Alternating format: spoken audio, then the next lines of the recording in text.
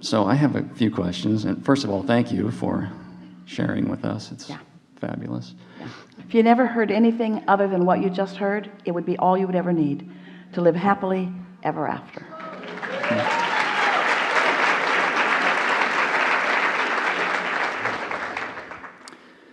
You were speaking about, as a child, thinking the world revolved around you. And I remember thinking that thought. And at some point, dismissing it. Tragic, actually. But in my youth, I was able to attract everything that I focused my attention on. At some point, I moved away from that. So it's too far back to really isolate and remember. But it's good to try to recall that fresh feeling, that invincible feeling, that unchallenged feeling, that unchallenged by you feeling, what pure focus feels like. And let's give it the word that matters most: clarity. Clarity means an attention to something without contradicting it in the next thought. Yeah, clarity. Yeah, it is that simple. Yeah. And I've had great success at times with that, and then it escapes me Can you hear it clearly? again. Yeah. So I have an understanding of that. I have a question that's a little different from that. I just wanted to make that statement, that I meditate a lot, and I have a lot of messages that I think come to me in form that my body can recognize. And my questions are about those. What sort of instruction or reassurance or clarity that my inner being or my source is sharing with me as I'm maybe having a thought, and I'll get a physical reaction that comes from that thought, and it'll be maybe like a wave of energy that I feel come down through me, or I will feel Well, you get to consciously establish your agreement with your inner being. In other words, you can literally say left eye twitch means yes and right eye twitch means no. Your inner being will accommodate whatever agreement that you establish. So it really is about me setting the parameters and then just listening. It's about you paying attention and then noticing the pattern. Esther will say every now and again, well, Jerry or Abraham thinks that's a good idea, or they think it's a bad idea. In other words, at first, because there'll be something that she's asking about, she'll get a really strong impulse or awareness that we are listening in, but she has to focus a little bit and get her resistance completely out of the way before she can tell what it is that we are. Here's the best way of saying it. Your emotion will gather momentum that will be undeniable. So what we're really encouraging is that you give it enough time for that to happen, rather than asking yourself to understand the impulse before you've become good at interpreting it. The answer that we really want to give you is don't push it. Don't try to make it happen faster than it's happening. Be patient with your ability to understand what it is you are receiving. Okay. Thank you. I appreciate that. I have another, maybe a different direction to go with this. I think I know what you're going to say, but I'd like to say it anyway. I face a lot of resistance with letting go of some things that were a part of my previous life. Yeah. And I'm wondering if there's, in your opinion, any level of consequence to things that we do individually or others do, or if it really is just about the attraction going forward and being in vibrational alignment with what's coming. Yes, that it's is the second, because you never get it done and you can't get it wrong. And every step along the way, we're going to talk a lot about this today in every way we can. You have taken the path of least resistance. You've been in a situation where these were the choices, and your inner being is guiding you to those choices. So sometimes your inner being guided you to a choice that was the path of least resistance then, that now isn't the path of least resistance. And so when you regurgitate it now and try to get a reading on it, you get a different answer because the conditions are different. You're hearing that exactly the way we are intending it. Yeah. I'm thinking about going up the emotional scale. When I had the attachments to what was occurring or unbecoming, Yes. then I had a reaction at one level, and then as I've let go of certain aspects of that, the reaction changes as I go forward. But there's something else that we want to give you. Everything you said there is exactly right. There's something else we want to give you, and that is, it doesn't matter what has been.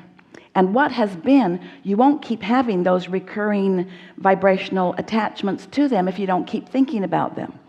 Well, it's not easy to not think about things that were big, that were traumatic, or that were important. It's not easy to not think about them. But the reason that it isn't easy for most people to not think about them is because they're trying not to think about them, which is the same thing as thinking about them. So the answer is you got to think about something else. You've got to fill your now with enough things that call your attention. So distraction really is the name of the game. You've got to distract yourself from what you don't want, because there's no such thing as no in a attraction-based universe. This is only about inclusion. So you include whatever you're thinking about, and that's what feels like a vicious circle for so many of you. You don't want to think about that thing that you're thinking about, but you're thinking about it, and you don't want to think about it, and law of attraction just gives you more to think about, and you want to say, damn you, law of attraction, couldn't you give me a break? And we want to say yes while you sleep. While you sleep, you'll get that break. So when you wake up in the morning, that's critical to starting something new. Critical is too urgent of sounding word. What we really mean to say is it's a poignant, powerful new step in a better direction when you first wake up, because your momentum did subside. The vibration is where you last left it, but the momentum subsided. Can you hear the difference? The momentum subsided, the vibration is where you last left it. And now you can think some thoughts that will eventually alter that vibration. You can completely deactivate vibrations within you. It's sort of like this. Pretend that you are a radio transmitting station, and there are 24 hours in the day. So there's only 24 hours of programming every day that you can offer.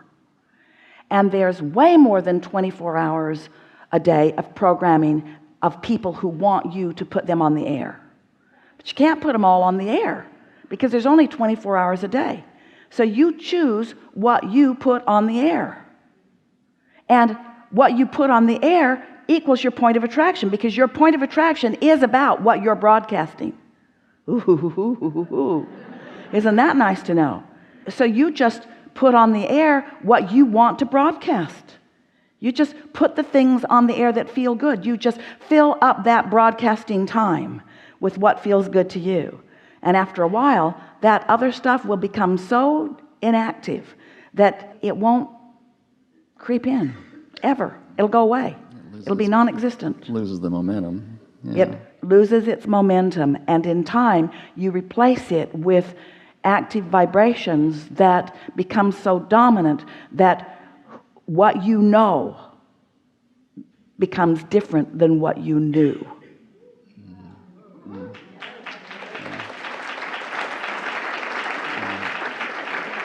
It's great fun to be here with you while we're having leading edge conversation.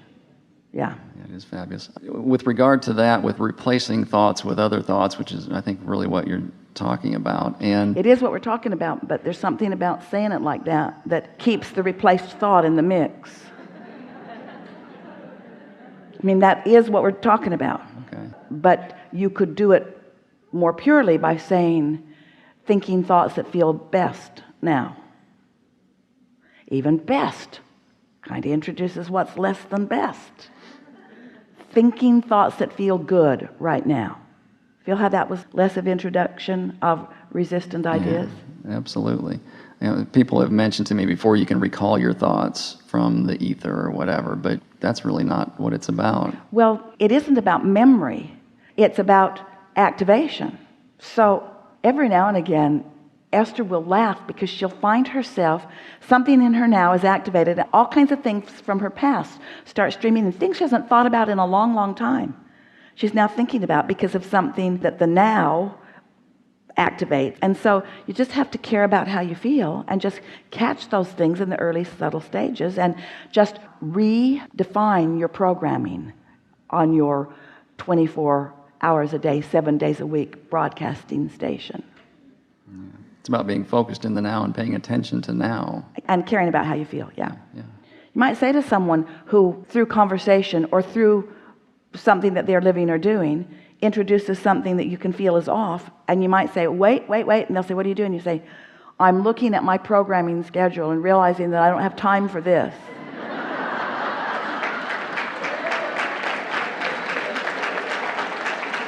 Because if I do this for this 5 minutes, then there's something else I can't do. And I got big sponsors out there.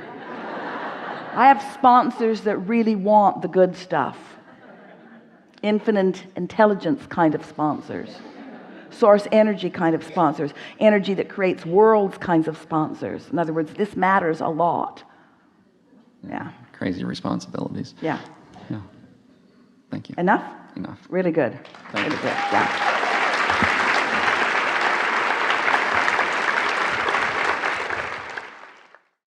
Hi.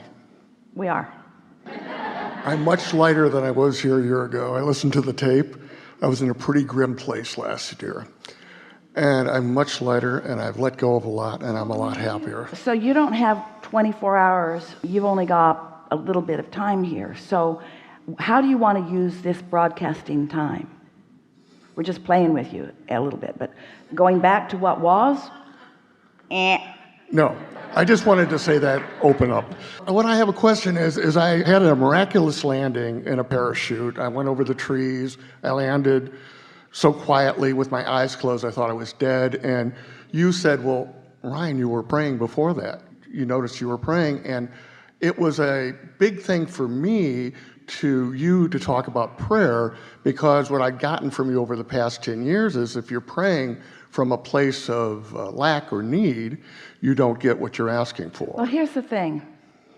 You have a mix of vibration all the time that, let's just call it a mix of desire and belief.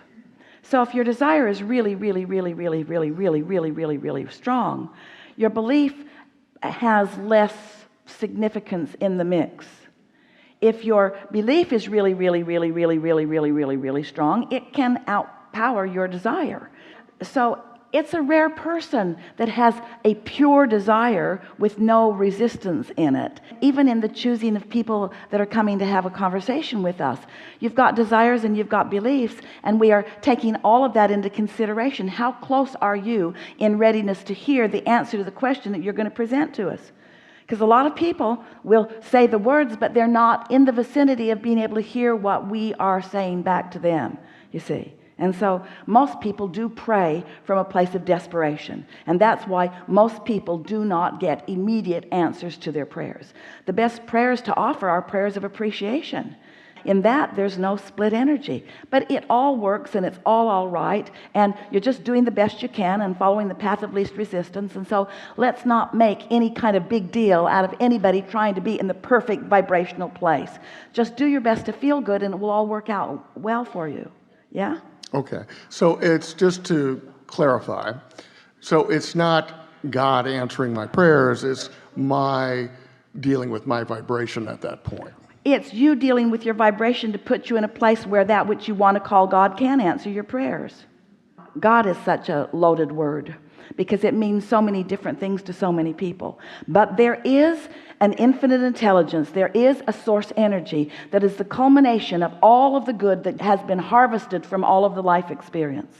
There is a clarity and a well-being that is a powerful vibration. Now, man wants it to look different than it is, but it's a consciousness, it's a vibration that you feel. It's sort of like wanting to see love. Well, you can see demonstration of love, but you can't see love. Love is a vibration. You can see demonstration of it, but you can't see the vibration of love. It's like our favorite new question these days. We're putting it to you almost every time we get a chance to visit with you. If a tree falls in the forest and there's no one there to hear it, did it make a sound when it fell? And the answer to that question is no, because the ear is what translated the vibration into the sound. And without the ear, that translation did not occur, so the sound didn't happen. The vibration happened, but the interpretation of the vibration into the sound didn't happen. And so what we're getting at, the context here, is that that which man wants to call God is a vibration that he must tune to so that he can turn that vibration to the experiences that he is looking for. Yes? Yes.